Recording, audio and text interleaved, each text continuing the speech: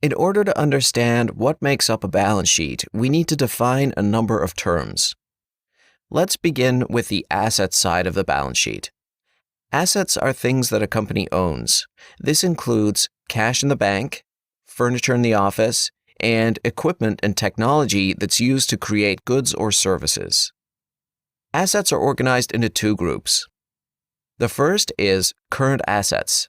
Current assets are assets that are expected to be used within 1 year's time. They include things like cash, inventory, and accounts receivable. The second category is non-current assets. Non-current assets are expected to last more than a year's time and include things like property, plant, and equipment, technology, patents, trademarks, etc.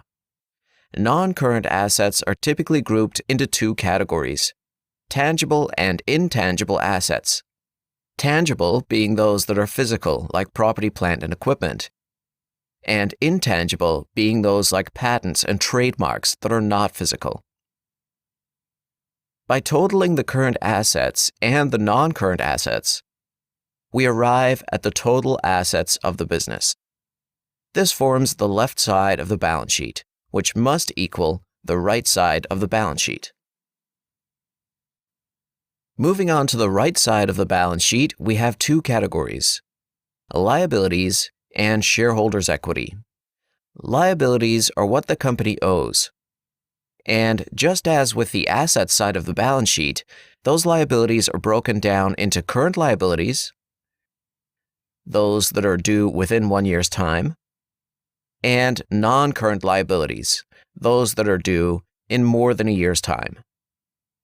Current liabilities typically include accounts payable, which is the amount owed to suppliers.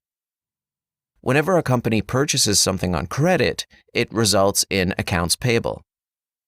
Most suppliers provide anywhere from 30 to 90 days as their terms for payment. So a company will have an accounts payable balance that is expected to be paid off, typically within 30 to 90 days.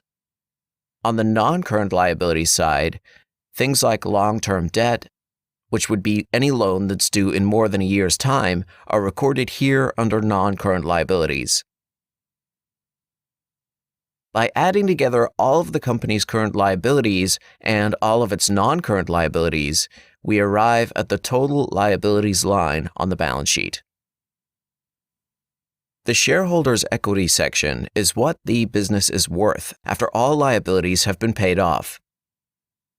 At the beginning of a business, the shareholders' equity is equal to the amount that's initially invested in the company. This is referred to as shared capital.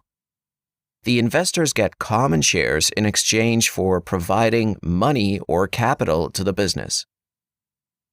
Then, over time, the balance can go up or down as the company either earns profit or records losses.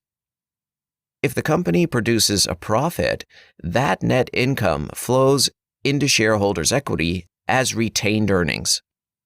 Those earnings can be retained and remain on the balance sheet, or they can be paid out in the form of dividends, which reduces retained earnings. If losses are generated, those also reduce the retained earnings account. So retained earnings is essentially a running total that shows how much profit the company has generated, less any losses, and less any dividends that have been paid out. At the end of the day, the total shareholders' equity value must be equal to the total assets minus the total liabilities. We're about to start constructing a balance sheet, but first it's important to flag that a balance sheet by definition must always balance. What that means is that the total assets side of the balance sheet is always going to be equal to the total liabilities and total shareholders' equity side of the balance sheet.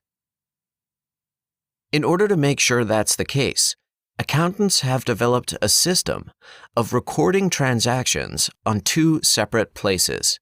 This is what's known as double entry accounting. This ensures that the balance sheet is always working. There are two options for doing this.